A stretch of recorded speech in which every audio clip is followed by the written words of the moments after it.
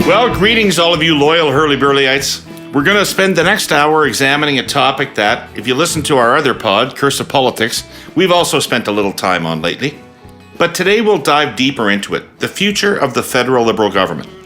What needs to happen in the short and longer term to turn around deeply sagging poll numbers and perceptions? Not just the electoral strategy behind it, how it governs and what it needs to change there, policy, leadership. I couldn't have a better guest on to talk about that with me today, to have this conversation with. Both he and I have run campaigns for long in the tooth governments. We've got the sometimes painful learnings from those. Don Guy is, was, and will always be a force in Canadian politics. He's been described by Maclean's magazine as a legendary political strategist, by the Globe and Mail as the most successful Liberal strategist of the past decade, and by the Toronto Star as a policy wizard. I'm going to have to pick and choose here because Don has a long list of professional accomplishments. Campaign director for the Ontario Liberal Party for over 13 winning years. Chief of staff to Premier Dalton McGuinty from 2003 to 2006. Senior advisor strategy and comms to the 2013 BC Liberal election campaign, which won a surprise majority. Today, he's a founding partner at GT & Company and owner and chief strategist at Polaris Strategic Insights. Don, I could not literally be happier to have you on the Herle Burly today. Thanks for making the time. Well, David, I am honored to be here with you. I just want to start by saying what a huge fan I am of the pod and what you and the team have built here. You identified, this massive niche. It's not even a niche. It's a massive hole or opportunity in the market, and you went for it, and you've just done something great here. So I'm just really honored to be part of it. Well, great. Thank you. Thanks for saying that. And it's great to have you on because you're a pretty private guy. You don't give your counsel out very much publicly, so I do appreciate this opportunity. Well, as you know, I rarely have something worthwhile to say. So yeah, that's right. That's right. So, Don, the conceit of this episode of the Herle Burly is that you and I are going to follow up on some recent discussions on the Curse of Politics about the political situation the federal Liberals find themselves in. 8 years in office, behind the Conservatives by double digits, the public showing fatigue with both the policy agenda and the leader.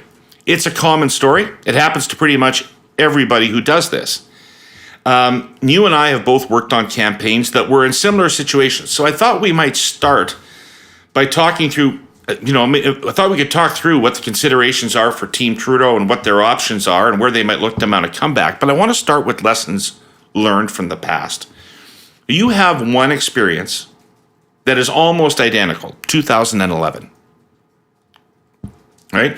You're seeking, Yep. Dalton McGuinty is seeking a third term. You're down by about 10 points with a year to go in the polls. 16. 16, okay, I missed that number. That was 16 the spring before, so about 6 months before. Right, 16 points down, so that's about where, or slightly worse than the Trudeau people are at right now. So where did it go from there? Because it ended with a minority victory, almost a majority victory, one seat from a majority. So what happened? What did you do, or what happened over the course of that year that turned things around? Yeah, it's a great question. So, I think it starts with the team. It starts with the belief on the part of the team in the leader and the mission and what it is you're trying to achieve together. It actually, there's a lot of similarity in that we went through the recession, or the Great Recession, the financial collapse, massive in public investment to support the economy and people through it, massive investment in auto. The business community asked for the Ontario government to implement the HST instead of the PST, which we knew was going to be a real hit. And it was. And there were all those kinds of things going on. But, most of those things were in the rearview mirror 6 months before the election. And what people were looking for was a sense of where are we going now? Where are we going next? And as I think, both you and I agree that in almost every election in Canada, most of the voters'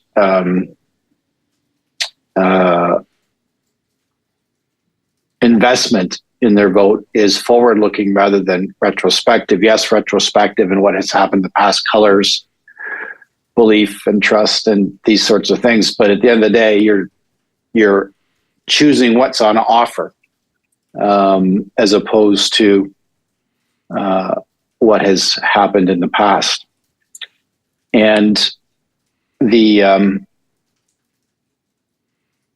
so we worked really hard to craft and communicate a better offer. The other. Can I stop you there for a second? Yeah, go ahead. But that when you're at that point after 8 years, it's pretty tough to make that offering more of the same, right? It has to signal some responsiveness to the change dynamic, does it not? Yeah, it was a much more economic message, whereas in the and it was building on the message and the issue set was building on what had taken place previously before in healthcare and education. And those questions, which were, really robust in the election in 2003 and 2007, because there was a stark point of view between the Conservatives and us, those questions were not as contentious. So we took that into post-secondary and into a different vision of the economy with more of an industrial strategy approach than what the Conservatives just cutting taxes. Right. And you ran the campaign against the second campaign against Hudak, and he basically did this, the same thing, right? He had the same platform, which is we'll do one thing, we'll cut taxes and get out of your way. Well, if you happen to be a lower middle income or working class family, for whom a tax cut wasn't going to do as much as making sure your kid could get into community college or get into university or get a good job, then they had less on offer. And what I'm interested to see with Mr. Poilievre is whether because it's hard to avoid this, as I think you and I both know. So the Conservatives between 03 and 07 went all in on opposing the health premium. And then in the election, they didn't run on undoing it. And in between 2007, when we implemented the HST and when it was and the election in 2011, they went all in on opposing the HST, and then they didn't run on undoing it. And that's tricky, I think, for opposition parties to manage, and I'm interested to see how Mr. Poilievre manages some of. So why didn't they? I mean, I'm certain that Poilievre's going to run against killing the carbon tax. I mean, he literally has to at this point. Well, he has to, but why wouldn't he? It's a popular position. I think it's a very popular position as a tool or a tactic, but we've been chatting a little bit about the youth vote that's switched over to him or is parking with them, and we also know from our research that a good chunk of Canadians, including the recent switchers, they can't name him, and they don't know anything about him. Yeah. What they are doing is they're moving away from the Liberals and they're moving to a parking lot, and they're going to see maybe they'll see if they like something in the parking lot, or maybe they won't. Maybe they'll just not pay attention. But right now, he's it's not a hard Conservative vote, and in particular, these younger voters who have a very different issue set on issues, on questions of identity, on questions of climate action than Mr. Poilievre has, and certainly than his donor base has. Yeah. He's in a bit of a pincer, and at some point he's going to have to choose which he wants to keep. Does he want to keep his donor base and to some extent his voter base, or does he want to keep? And that would include, some of the PPC voters that have moved over to him in the leadership and continue to stay. So which part of the coalition is he going to want to keep? As he starts to make choices, it'll be hard to keep it together. Okay. That's interesting. But can we go back to 2011?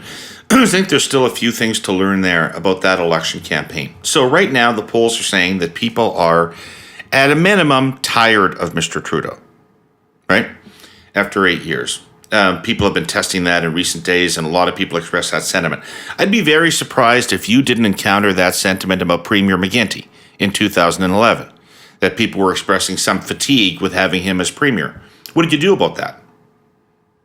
Well, you and I were kind of laughing about this in the pre-interview yesterday. So I think Abacus came out on the weekend, and there was a big fuss about 53% of respondents having a negative view of Mr. Trudeau, and that's not what you want. But on the other hand, 47% not having a negative view is a lot more than how many votes you need to win an election in this country. And in 2011, it was 68% had a negative view of Dalton 6 months before the election. But, this is, I think, part of what they're likely wrapping their heads around, and we wrapped our heads around, is, have you completely turned off? Or are you still hoping that this project will succeed? Not because you're a partisan, but because you want the country to succeed and you want your family to succeed, you want your business to succeed, whatever the case may be. And that's where we focused a lot of our research and you'll recall, because we were having conversations at the time, that's what we laid a track on. Is actually, there is, we have come through this together, and there is a path to a brighter future that's available to us if we do these things in this order. And the people who are proposing them are people who you think did a lot of the right things in the right order that you elected them to do in the first place. You're obviously fatigued with the Great Recession. In this instance, it's COVID, it's inflation. The issue map looks very different than almost any time we've seen in this country in a long, long time. Inflation, housing, interest rates. And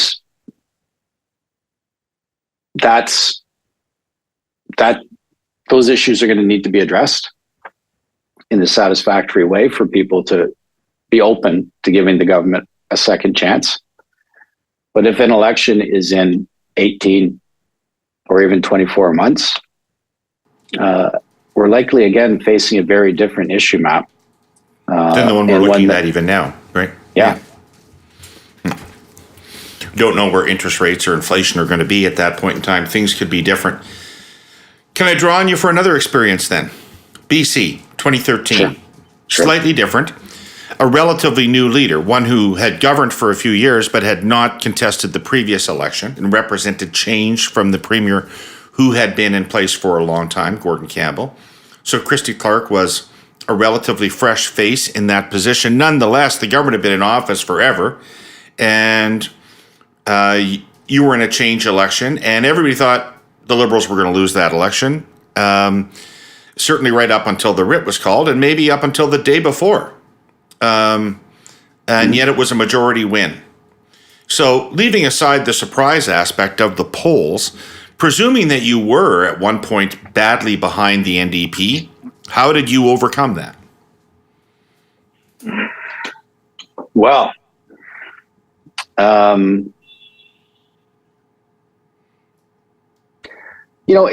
it was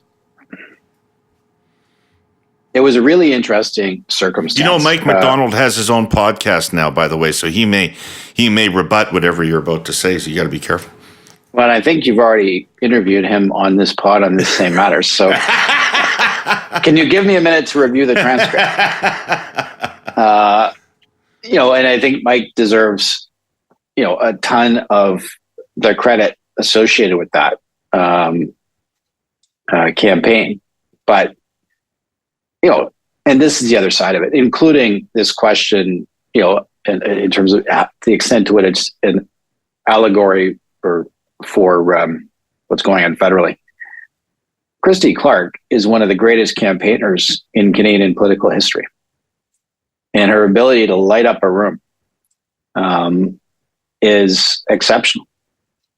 And it was that, a lot of what we did was around that question, which is, do people want her to fail, or are they still hoping she succeeds? They're disappointed in her and in her government because it was having trouble finding its way. But a lot of it, frankly, was just clearing, and I think you agree with me on this. A big part of what people like you and I do when we're running campaigns, or Mike is frankly just get a bunch of stuff out of the candidate's way so they can connect. And that's a lot of what Mike and I did. In addition, Mike built a fantastic party organization, fantastic candidate team that was a really strong validation point for this thing is still viable, and she is in fact bringing in a new generation and renewing. We did some of that in 2011 as well. You did some of that in 2005, and so it's. But a lot of it was really just getting stuff out of her way. There were a few conservative advisors around her who were telling her she was smiling too much when she was having an authentic reaction to something, when she was with a group of people or something like that. And you put that kind of swing thought in someone's head who is naturally gregarious and can light up a room, and it's not good. And a lot of it was just getting that kind of deadwood out of the way. So did you make a major policy change? Well, there was a process by which, and she largely led it together with our mutual friend, Neil Sweeney, where she did figure out what hill she wanted to die on. If she was going to die. Right. And it was on LNG and the opportunity it was providing for the future, and the opportunity to pay down the debt, and what that would unleash in terms of potential for BC families. And once she landed on that as her main policy thrust, there wasn't really any holding her back. And what was great about it, in addition to her natural passion, was the NDP had a bunch of internal contradictions on these issues, on energy issues in particular. And it was interesting because the contradictions were between their then current leader, Adrian Dix, who's now the health minister, and the former premier, who was the energy critic, John Horgan. And so we did our best to exploit those contradictions. You are downplaying this part of it. You left Adrian Dix in a heap by the side of the road. He was finished by the time that campaign was over. Well, it's funny how memory works. And I'm not even certain of my own memories from time to time these days, but the NDP swear up and down that we came out of the gate with that weather vane ad and ran it hard for the whole campaign. We ran that ad for 48 hours at the end of the campaign. Right. Everything else was positive Christie content. But when the moment never was went right, negative on Dix until the end. You're saying you never went negative on Dix until we didn't put the weather vane ad up until the end, until we knew we had the chance really make the turn, based on what the data was saying, in terms of tracking, based on what the anecdotal reports were saying, and again, I think you and I share this perspective, what our own eyeballs were telling us of what was happening in the campaign and what was happening on his campaign in particular.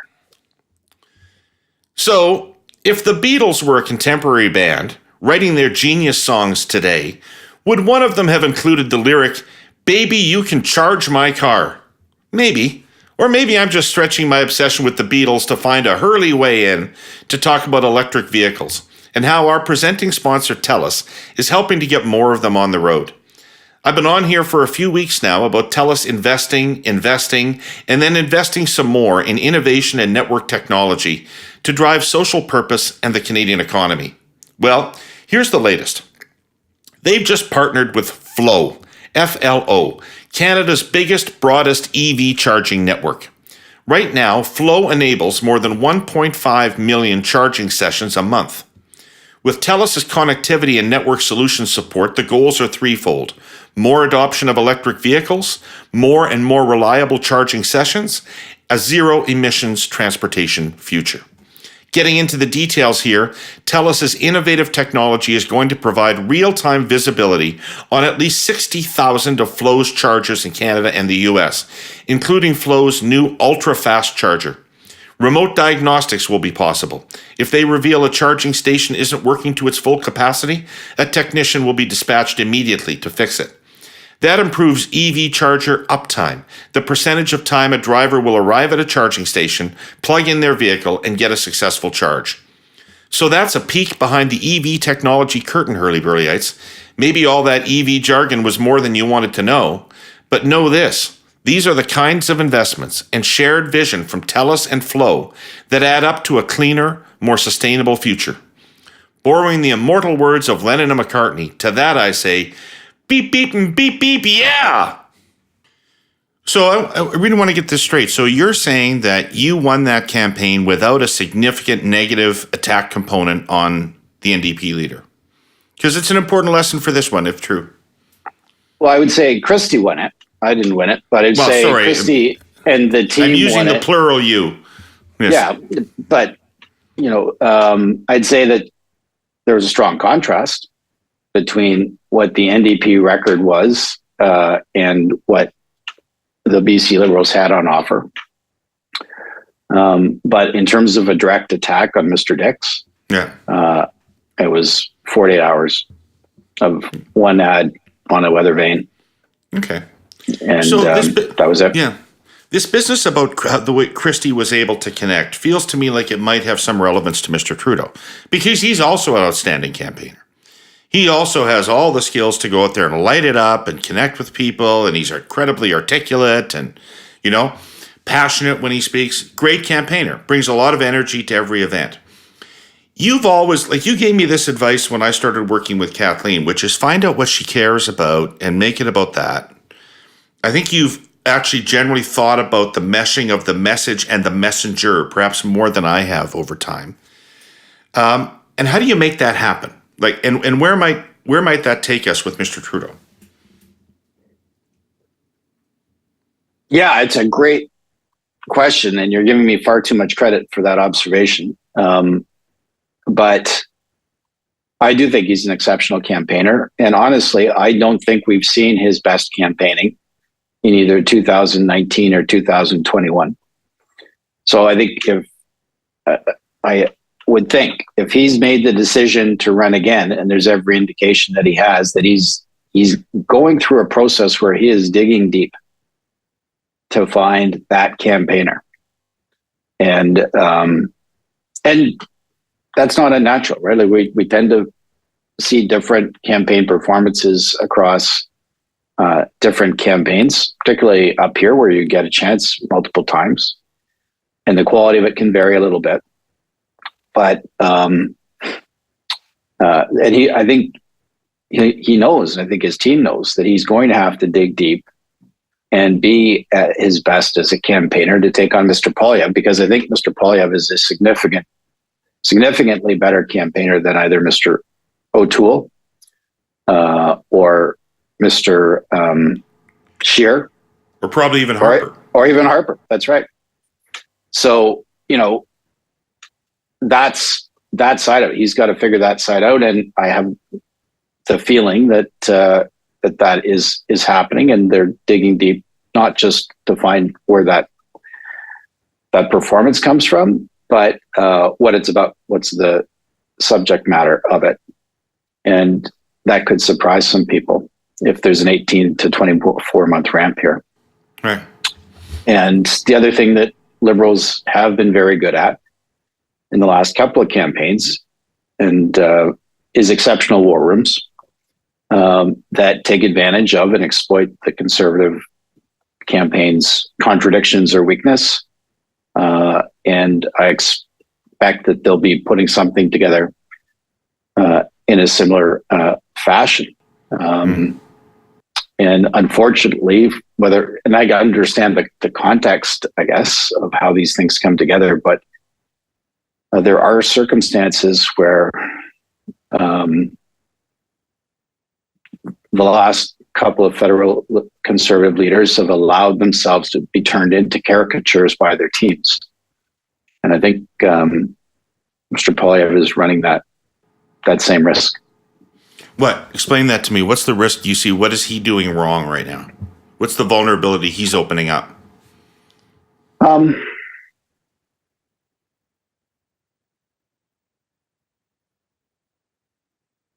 I think that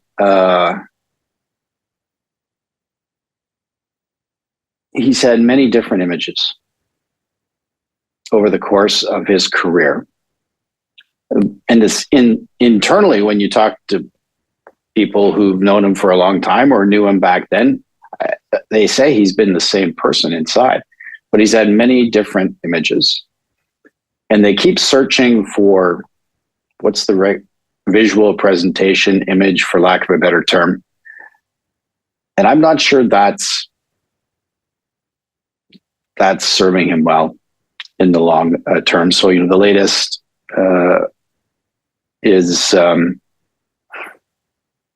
quite different from the one that was immediately before. And maybe this one will connect better, but our data is suggesting that so far it isn't. And that for whatever reason, that they're not getting over that hump of him being approachable and connecting with enough people. Doesn't mean he can't. He's got a very smart team. He's obviously a very, very talented politician who's been doing this for a lifetime. So he's got a lot of game. As I say, he's got a lot more game probably than the last two, and maybe the last three, maybe the last four.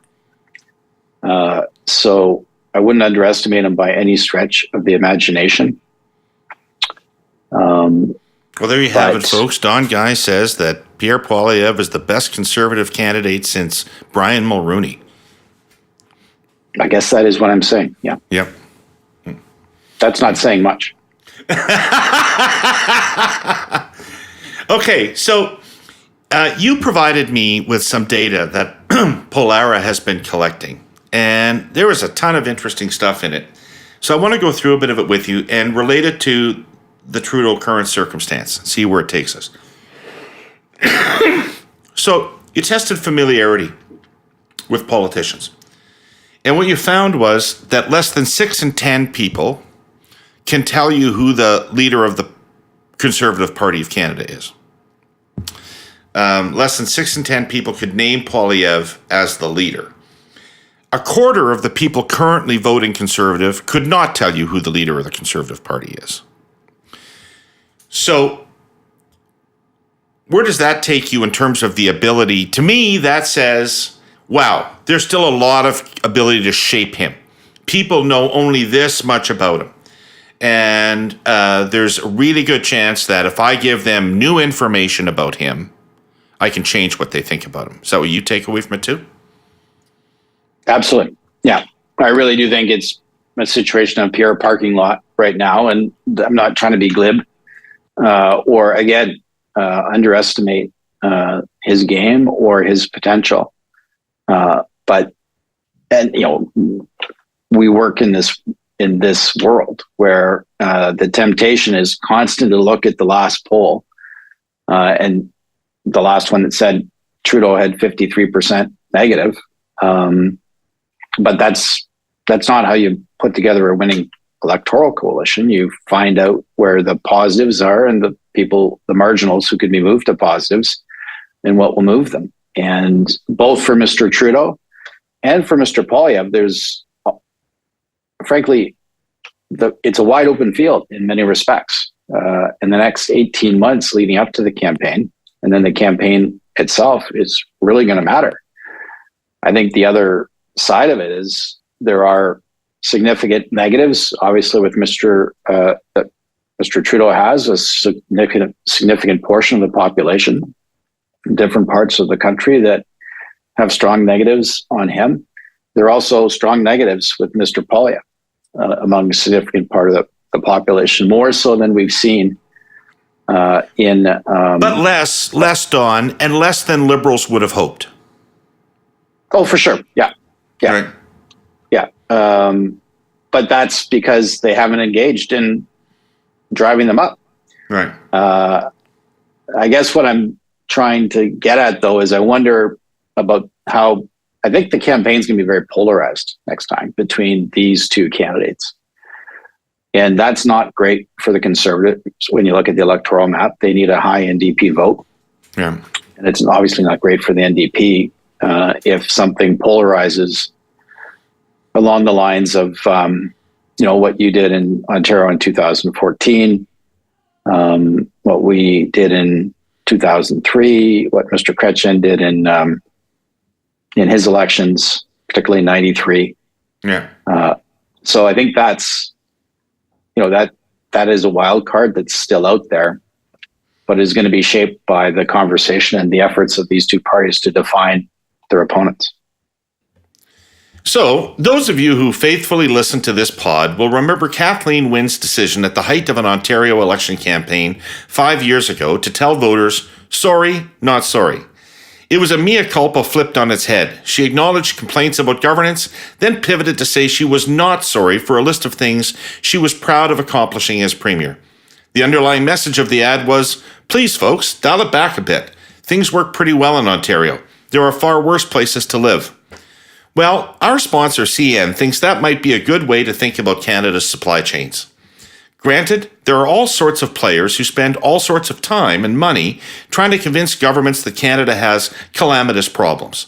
But usually it's self-interest. They want a more lucrative deal for themselves. The fact is, Canada's supply chains work exceedingly well when considered against chains in other parts of the world, which have been staggered by Russia's war of aggression in Eastern Europe and are still recovering from the disruptions of the pandemic. And CN is pretty darned proud of keeping our supply chains moving. It has shown itself capable of moving 700,000 metric tons of grain out of the prairies in a single week. That's close to 1 million acres worth of product.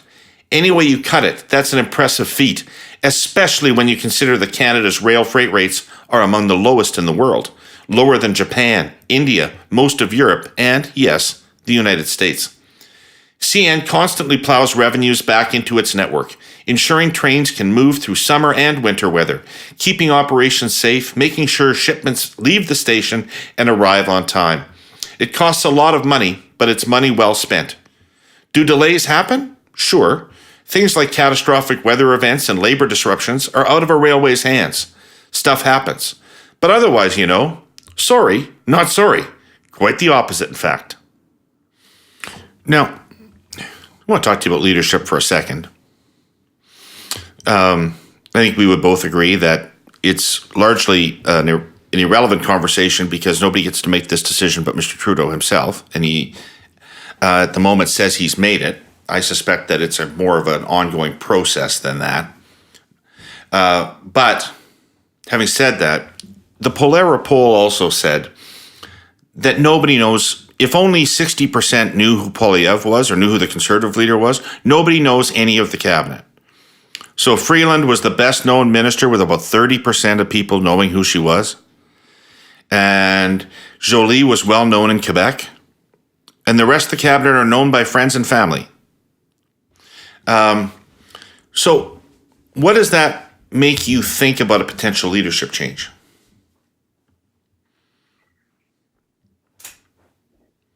Well, I'd start by saying I think Mr. Trudeau, we all agree.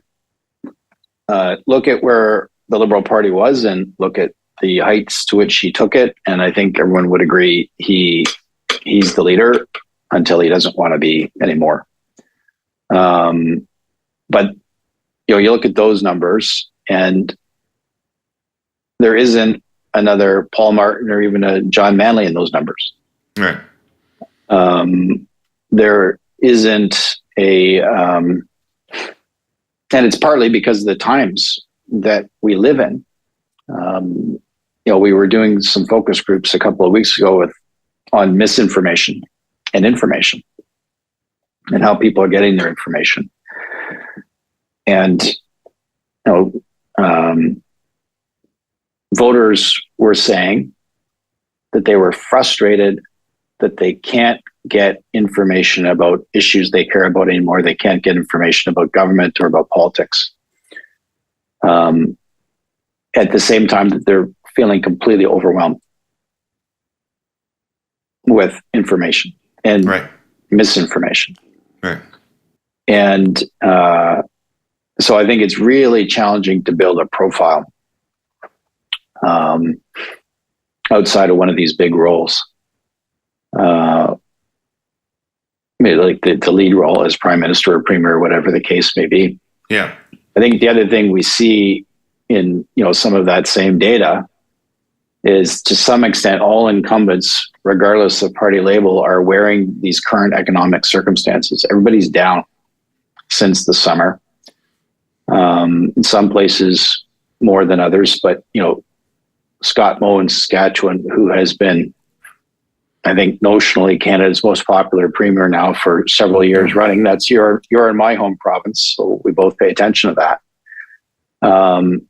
He's down, and that fucking pronoun policy blew up like a hand grenade in his hands in Regina and Saskatoon. Yeah.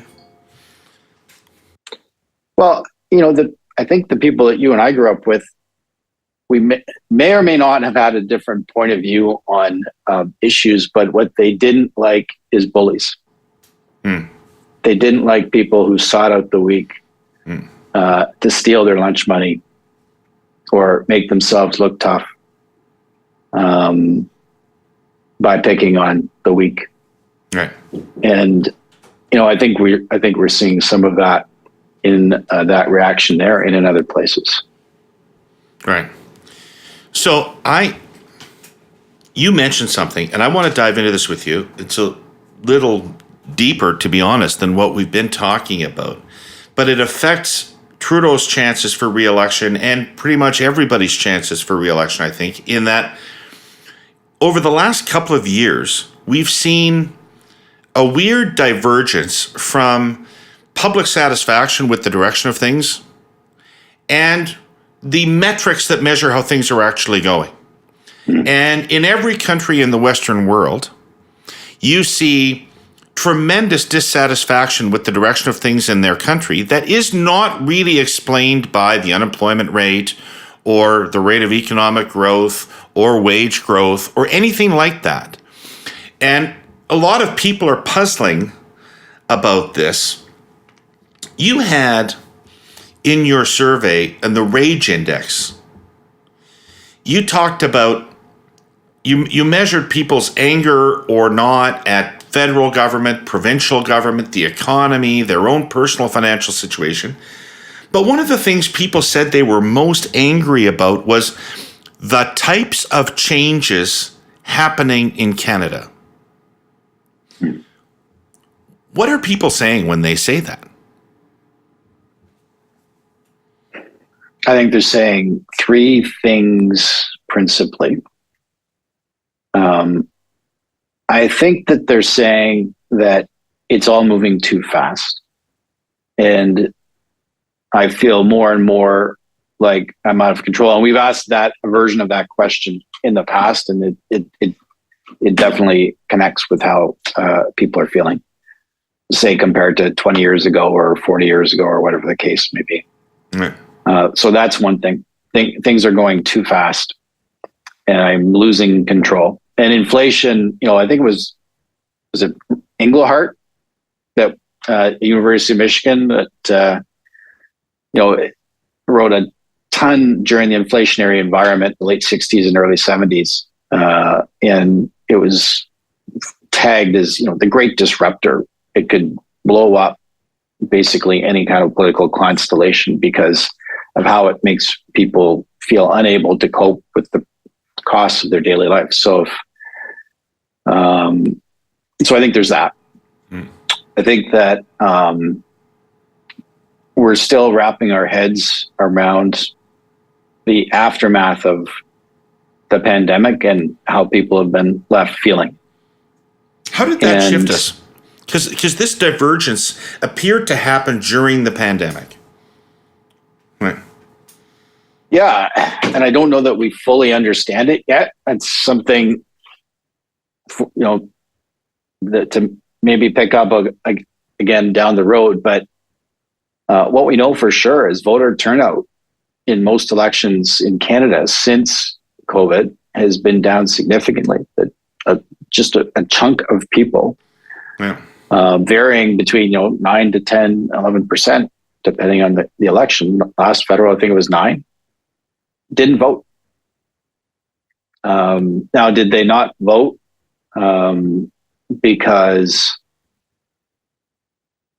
the questions that were on offer just didn't see as compelling or as important as what they had just been through? Was it an expression of dissatisfaction? I don't think so, because by and large, there was universally there was pretty high satisfaction rates, as you point out, with governments during COVID, including up here. Or did they see that just about every government up here handled it almost exactly the same? There wasn't a lot of difference between what the BC NDP government did and the Ontario Conservative government did. Right. No. In terms in terms of what the message was coming from the federal Liberal government. Yeah. So I don't know the answer to that, but I do think there's a lot to unpack in terms of that impact.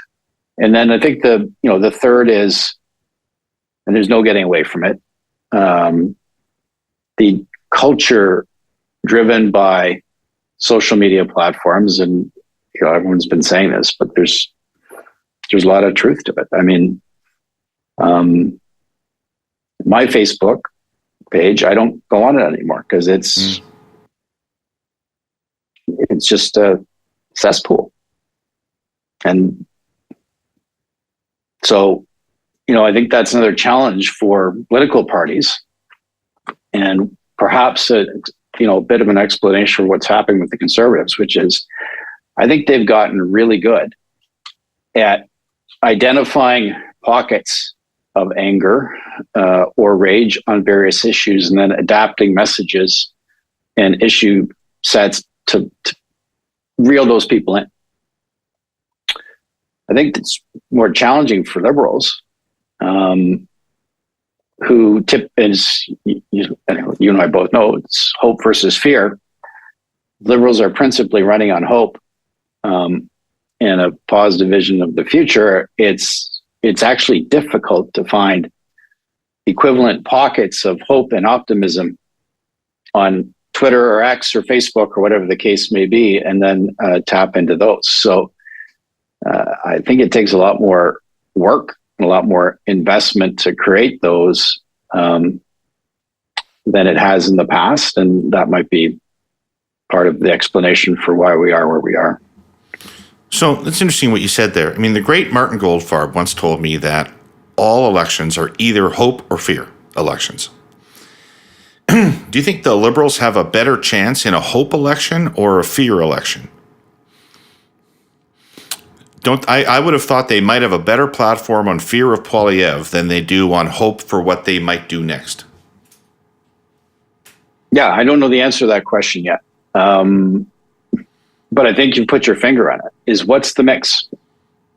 If you were to guess today, it looks right now like that's how it's going to shape up, that Poilievre is going to run on a message of hope and that Liberals will run on a message of fear. I'm not sure that's the right strategy. But it would take a much deeper dive into the data, I think, than I've had the chance to do. Yeah. Or you have either. We both have other things going on. But I do think that maybe the way out of this, the way people are feeling, is a compelling, unifying idea for what the future could look like. And that might be the case for both major parties. Okay, so let's get into the policy set for a minute. Here's another Polaris data point. Polaris says the top 5 issues of concern to Canadians are inflation, housing, healthcare, the economy, and interest rates. I looked down the list because it was a much longer list than that. I looked down the list. I had to get to number 13, the 13th most important item, climate change, before I saw an issue that the Liberals have a competitive advantage on. What the fuck do you do in that circumstance? Yeah. Now,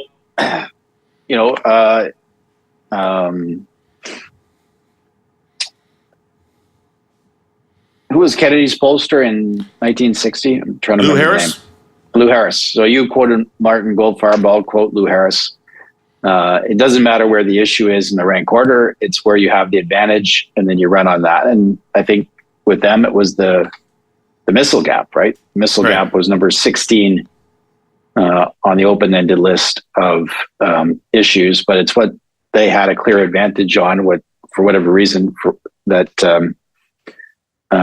Eisenhower and the Republicans were blamed on, and that's how they kind of wedged their way into the debate or into the conversation, I guess. And so I think that climate can still do that, particularly with these young voters that are currently parked with Mr. Poilievre because they're not happy with the government on housing. Those same voters in that survey, as you know, indicated that they're really unhappy with the government on housing. It's not doing enough for them and their situation.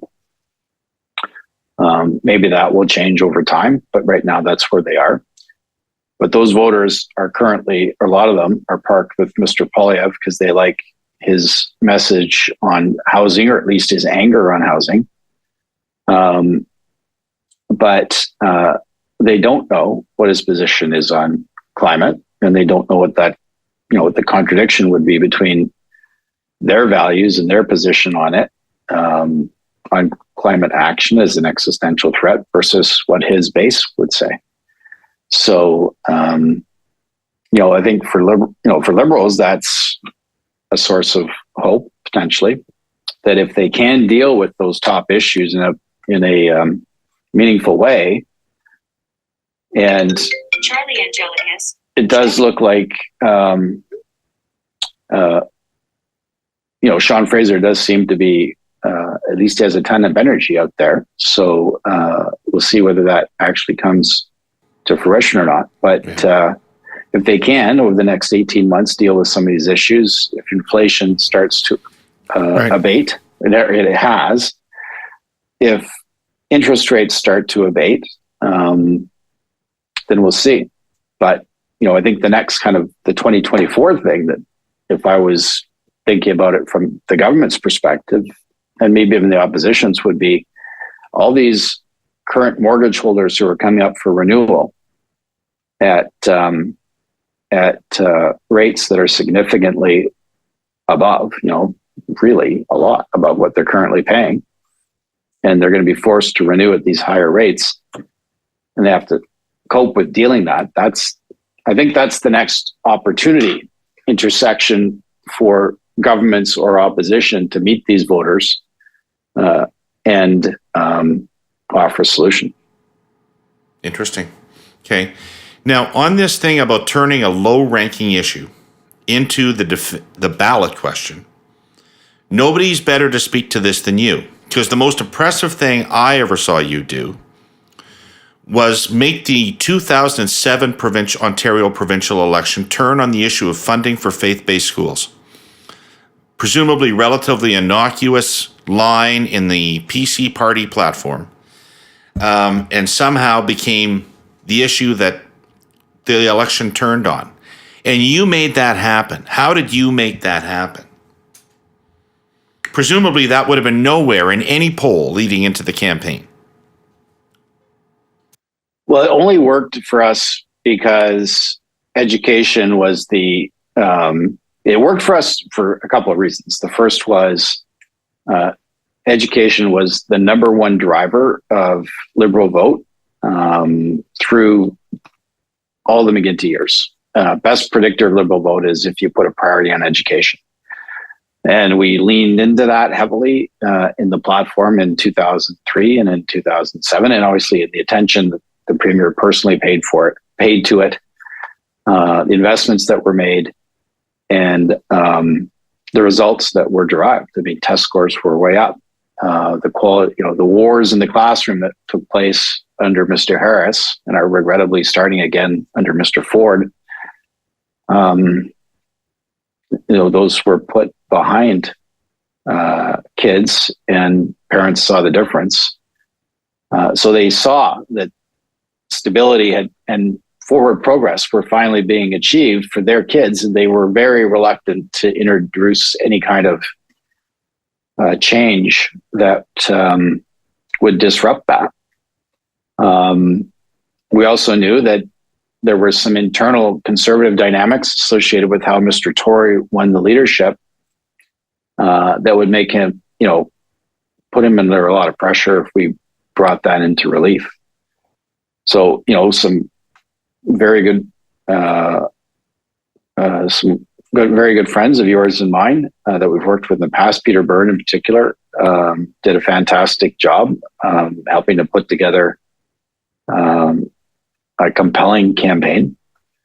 And the idea of it was, let's just stick with this until we go at his, we were using that issue to put pressure on Mr. Tory's main attribute strength vis-a-vis Dalton, which was quote unquote strong leader. For whatever reason, he was given that because of how he presented, and we didn't feel that he had earned that, or that he would be able to maintain that under pressure. And so the idea was put him under pressure until he breaks, until he flip-flops on that question, and that's what he did. And then the bottom fell out. Brilliant. Okay, time goes so quickly on these shows, Don. It's this would be around the time we'd be normally ordering a second beer, but we got to start to wind our way to a conclusion here. Let's try to sum all this up.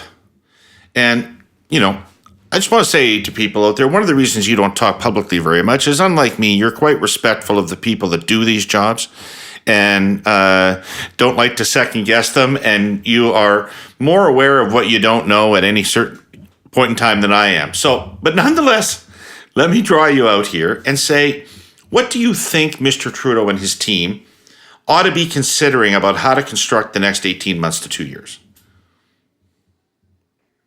Well, you're super kind. And so, David, I'm just going to put the offer out there that if you ever want to, I don't have a pod, you do. But I would love to interview you along these same lines, because I'm a huge fan, obviously, of everything that you've done. And I think your listeners and fans would potentially learn a lot. But, I think that, there was this dialogue about the shuffling cabinet didn't work. Well, it was not going to. Shuffling cabinet was not going to put a new face in the government if, to your point, and that's why we did the survey, people don't know who these folks are. Right. What matters is, are you bringing new energy and new solutions to bear that weren't previously being brought forward in questions of housing, in questions of confronting inflation, in questions of spending, all these things. And though there does seem to be a change in direction in that regard, I think you have to continue to get things done. And that's that. When governments get long in the tooth and people get tired, that to me is always the killer. When you just lose the pace of getting things done and lose traction. And so I think that would be, my message. And I imagine that's what Katie has said to the troops and the team is we've got to accelerate the pace of getting things done.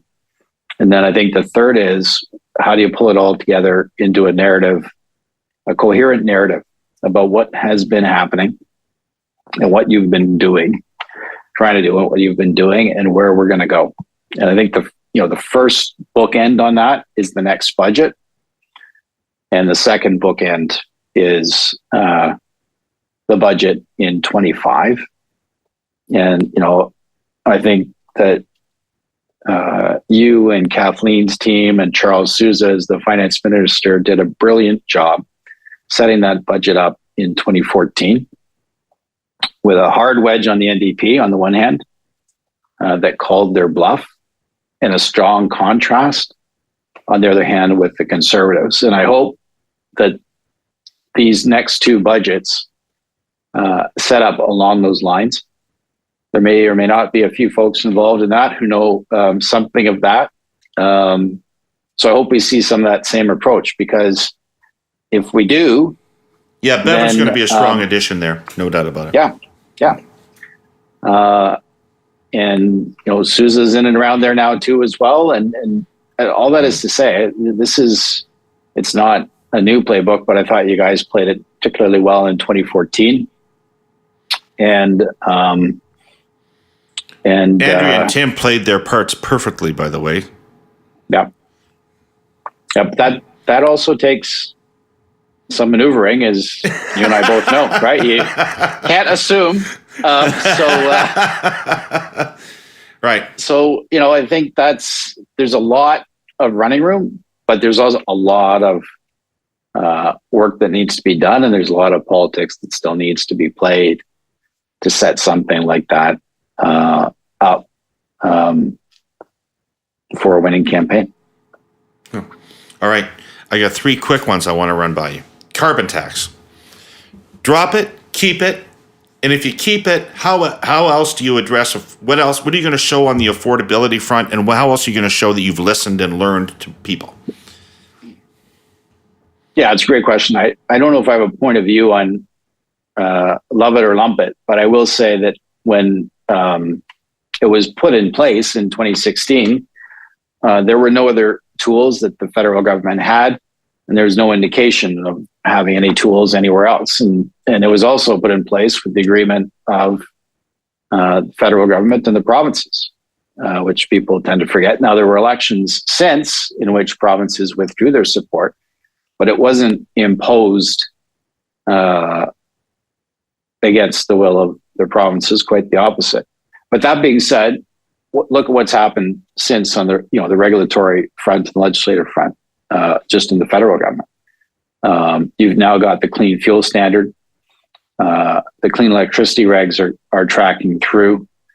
You had what's left of C-69 and the ancillary piece, which I assume is going to be addressed. Mm. And you've got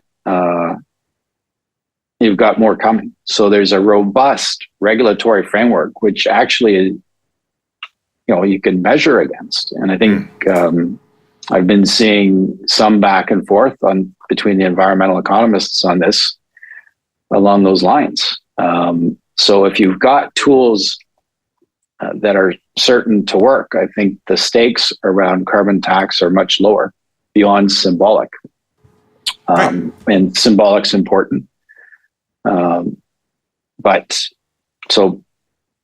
I'm not sure I'm not sure how that nets out net. We haven't had a chance to look at that yet. Right. They could. There are environmental economists that are arguing that they could take it off of consumers, but leave it on industry and heavy polluters, and really not cost themselves that much on the policy front. Well, that's what Alberta did. Kenny ran almost exclusively against the carbon tax and then kept 80% of it. So, and declared victory. And as long as consumers didn't see it, they were fine with that, even though they were still paying it. Right. All right. So that's interesting. Contrast ads with Poilievre. I'm unfortunately in the paper talking about this today, which I would rather not be, but nonetheless, there I am. So feel free to tell me I'm completely wrong, but I think there was no time like a year ago to have done this, and today's better than tomorrow. Oh, yeah. Unless you're waiting for the next makeover. I'm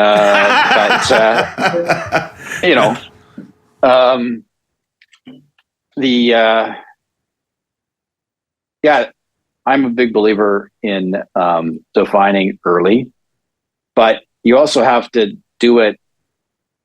I think you would agree. You don't put something up there just for the sake of putting something up there. No, you've got to know it's going to work, and you've got to know it's sustainable. It's going to work.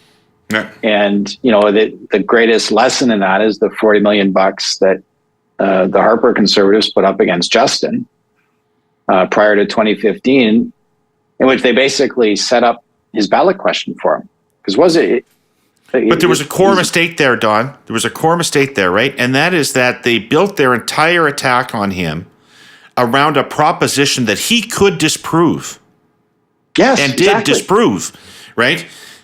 So that's the mistake. Yeah. No, right? you and I are violently agreeing, and I think that I would not want to see us replicate that mistake. Yeah, and put something up for the sake of putting something up, or something up because it, appealed to our base, but wasn't persuasive with Canadians. But right. I think. The other thing I'd be thinking about is not just taking Mr. Poilievre down, but how are you setting up that contrast between Mr. Trudeau and what his leadership attributes are, and how you're going to burnish those in the campaign, and how you want to position Mr. Poilievre. Yeah, it has to fit within your theory of the case, right? Yeah. Yeah. Don, this has been fantastic. Thank you so much for giving me an hour of your time. Really enjoyed this. It was a treat. It went by. I thought this is 15 minutes. So I really appreciate it. And again, just huge fan of everything that you're doing with this thing. Thanks, man. And it's great. It's a public service that is needed. So, thanks for doing it. And thanks for having me. Christ, Scott Reed's head will be so big after that. We'll give him my best. I will. All right, Don. Take care. Thank you very much. Thanks. I'd like to thank our presenting sponsor, TELUS, our sponsor, CN Rail, all of you who are watching or listening to this pod, and a special thanks to the great, the legendary Don Guy for joining us today. We'll see you next week with more of the Herle Burly.